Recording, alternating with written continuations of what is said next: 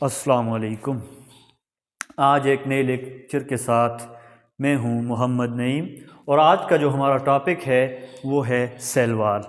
अगर cell wall की बात की जाए तो ये एक protective covering around some types of cell, यानी कुछ ऐसे सेल्स हैं जिनकी आउटर मोस्ट जो कवरिंग है, आउटर मोस्ट जो बाउंड्री है, जो सबसे बाहर पाई जाती है, वो है सेल वॉल। और अगर हम देखें कि इसको बनाने वाली जो सेल ऑर्गेनेली है वो है गोल्जी बॉडी, यानी जब साइटोकाइनेसिस हो रहा होता है, सेल डिवीजन में एक प्रोसेस है साइटोकाइनेसिस, माइटोसिस, मियोसिस में आप पढ़ते हैं, तो वहाँ पर जब सेल डिवाइड कर रहा होता है तो उस दौरान इसकी फॉर्मेशन होती है और इसको बनाने वाली जो सेल ऑर्गेनेली है वो है गोल्जी बॉडी। यानी कि अगर आप एक सेल लें तो सेल के अंदर सपोज ये आपके पास गोल्जी बॉडी है तो ये इसको वेजिकल की फॉर्म में पैक करके भेजेगी और ये सेल के बाहर आकर जमा होना शुरू हो जाएगी और एक कवरिंग बना लेगी। अब अगर हम बात करें कि ये कौन कौन से सेल्स में पाई जाती है और किन सेल्स में नहीं पाई जाती, तो ये प्लांट सेल के अंदर पाई जाती है, ये एल्गी के सेल के अंदर पाई जाती है, फंजाई का जो सेल होगा वहाँ पर पाई जाती है, बैक्टीरियल सेल के अंदर पाई जाती है, एक्सेप्ट एक बैक्टीरिया है माइकोप्लाज्मा, इसके अंदर ये एब्सेंट होती है। और इसी तरह एब्सेंट होती है in animal cells due to locomotion. अब ये एनिमल सेल के अंदर इसलिए नहीं होती कि एनिमल सेल जो है वो लोकोमोशन करते हैं, और प्लांट सेल के अंदर इसलिए होती है कि वो लोकोमोशन नहीं करते, क्योंकि आपको पता है प्लांट अपनी जगह पर फिक्स हैं, तो जब वो एक जगह पर हैं वो मूवमेंट नहीं कर सकते, लोकोमोट नहीं कर सकते एक जगह से दूसरी जगह, तो वो हर किस्म का एनवायरनमेंट फेस करेंगे। यानी कि जब बारिश होगी, गर्मी, सर्दी, टेम्परेचर अप एंड डाउन, जो भी कंडीशन होगी प्लांट ने अपनी जगह पर रहने। अब उस कंडीशन से बचने के लिए, उस सख्त माहौल से बचने के लिए प्लांट्स को अल्लाह पाक ने एक कवरिंग दी है जिसको हम सेल वॉल का नाम देते हैं। और एनिमल लोकोमोशन कर लेते हैं, मूवमेंट कर लेते हैं, तो उन्हें सेल वॉल की ज़रूरत नहीं है, क्योंकि जब भी कोई हार्श कंडीशन होगी, टेम्परेचर अप डाउन है या कोई भी कंडीशन है, तो वो एक जगह से दूसरी जगह लोकोमोट कर लेते हैं, इसलिए उन्हें इस सेल वॉल की प्रोटेक्शन की ज़रूरत नहीं है। अब ये बात तो क्लियर हो गई कि ये आउटर मोस्ट बाउंड्री है प्लांट सेल की, और इसके बाद अंदर प्लांट सेल के अंदर सेल मेम्ब्रेन होगी, और एनिमल सेल के अंदर ये नहीं पाई जाती, तो इसका मतलब है एनिमल सेल की जो आउटर मोस्ट बाउंड्री होगी तो वो आपके पास सेल मेम्ब्रेन होगी। अब अगर हम बात करें इसके स्ट्रक्चर और कंपोजिशन की, तो ये 3 लेयर पर मुश्तमिल है, middle lamella, primary cell wall and secondary cell wall. अब अगर इस डायग्राम में आप देखें तो सबसे बाहर जो मैंने रेड कलर से ड्रा की है ये है मिडल लैमेला, यानी सेल वॉल की जो सबसे आउटर मोस्ट लेयर होगी, क्योंकि सेल वॉल की भी आगे 3 लेयर है ना, यानी middle lamella, primary cell wall and secondary cell wall. तो सेल वॉल की जो सबसे आउटर मोस्ट बाउंड्री होगी उसको आप कहेंगे मिडल लैमेला, ये जो मैंने रेड कलर से ड्रा की है। उससे जब अंदर जाते हैं आप ब्लैक कलर से आपको नज़र आ रही होगी, इसको आप कहेंगे प्राइमरी सेल वॉल, और फिर उससे अंदर जब आप जाएंगे तो वहाँ पर आपको मिलेगी सेकेंडरी सेल वॉल। तो अब देखते हैं middle lamella outer layer of cell wall, यानी ये सेल वॉल की सबसे बाहर वाली लेयर है, made up of pectin. Pectin आपके पास एक कार्बोहाइड्रेट्स की फॉर्म है, एक पॉलीसेकेराइड यानी मैनी शुगर से मिलकर बनने वाला एक कम्प्लेक्स ऑर्गेनिक मॉलिक्यूल है, जो कि क्या करते हैं, join adjacent sales with each other, यानी ये 2 सेल्स को आपस में जोड़ने का काम करती है। मिडिल लैमेला कहाँ पर होगी, 2 सेल के दरमियान, क्योंकि ये आउटर है तो ये एक सेल है, ये दूसरा सेल है, तो इन दोनों सेल के दरमियान आपके पास ये जो रेड कलर से मैंने ड्रा की है ये असल में मिडिल लैमेला है, जो कि दोनों सेल को आपस में ज्वाइन कर रही है, जोड़ रही है। उसके बाद नेक्स्ट लेयर की अगर हम बात करें वो है प्राइमरी सेल वॉल।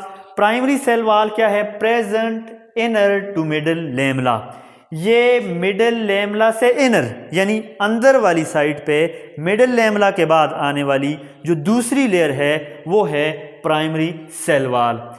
ये थिन होती है और फ्लेक्सिबल होती है। ये जब सेल ग्रोथ कर रहा होता है स्टार्ट में ग्रोइंग सेल के अंदर, तब ये बन जाती है। और present in all type of cell, यानी कि जितने भी प्लांट के सेल होंगे उनमें ऑलमोस्ट प्राइमरी सेल वॉल मौजूद होगी। और इसकी कंपोजिशन की बात करें तो इसमें आपको पेक्टिन भी मिलती है किसी हद तक। इसके अलावा cellulose, microfibrils and hemicellulose. अगर आप यहाँ पर इस डायग्राम में ज़रा गौर करें तो आपको ये कुछ ट्यूबुलर स्ट्रक्चर से नज़र आ रहे हैं। ये असल में सेलुलोजिक माइक्रोफिब्रिल्स हैं, यानी कि ये जो सेलुलोज से बने हुए माइक्रोफिब्रिल, ये इनको कहेंगे। ये जो आपको रेड कलर में पाइप से नज़र आ रहे हैं, ट्यूबुलर स्ट्रक्चर नज़र आ रहे हैं, तो सेलुलोज क्या है? ये भी एक पॉलीसेकेराइड है, होमोपॉलीसेकेराइड है, यानी एक ही किस्म के शुगर से मिलकर ये बना हुआ है। इसी तरह पेक्टिन भी पॉलीसेकेराइड है। इसी तरह अगर आप बात करें हेमी सेलुलोज की, तो हेमी सेलुलोज यहाँ पर अगर आप देखें तो ये ब्लैक सी आपको कुछ लाइनें सी नज़र आ रही हैं, ये है हेमी सेलुलोज। असल में ये जो हेमी सेलुलोज है ये हेट्रोपॉलीसेकेराइड है।